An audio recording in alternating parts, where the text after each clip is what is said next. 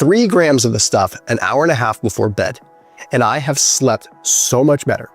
I am now getting to a point where I don't have to get up to pee until almost 4:30, where I was having to get up to pee around 2 a.m. before.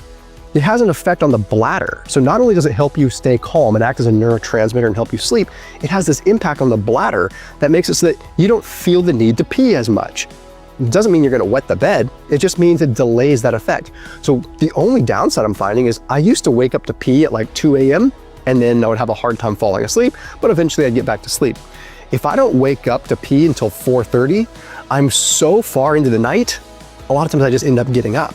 But I'll tell you, if I go to bed at 9:30 and sleep all the way till 4:30, I'll take it. That's better than going to bed at 9:30 and getting up at 2 and not going back to sleep or having broken sleep. So glycine as a neurotransmitter, as a neuroprotectant, as an antioxidant, and as an overall sleep aid. Magnesium across the board, but recently because of my love for glycine, I've been doing a lot more in the way of magnesium glycinate. I've also become a fan of magnesium taurate, which is magnesium bound to taurine.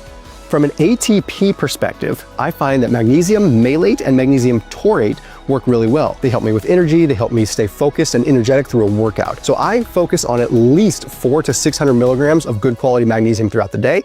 I even get closer to 1,000 milligrams because if you're using the right kind, not sulfate, not oxide, nothing like that, you're not gonna have to be seatbelted to the toilet. Glutamine. And I love this one. I love how it irritates people because people just don't always see the fine print. Yes, there is a glutamine cycle that is involved with cancer.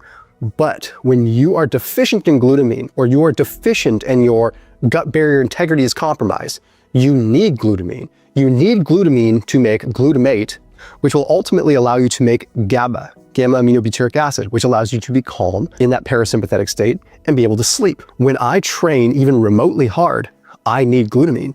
It has helped my immune system, but most of all, it's helped my calm and my focus. I used to tilt towards the scale where I was always anxious and always kind of amped up. And I realized it was because my glutamine stores were so low. So this whole glutamate to GABA cycle where you produce glutamate for your brain, you need glutamate to produce GABA. So if you don't have enough glutamate, your brain hoards all the glutamate because glutamate's more important than GABA for brain function. However, GABA is like the brakes. The brain would rather stay on all the time than pump the brakes all the time. So if you're deficient in glutamine or glutamate, you're not gonna produce as much GABA. So 5 to 10 grams of glutamine. Another bonus if you need a little bit of extra help for sleep is saffron, 28 milligrams of saffron. There was a study published in Sleep Medicine. It was a randomized controlled trial,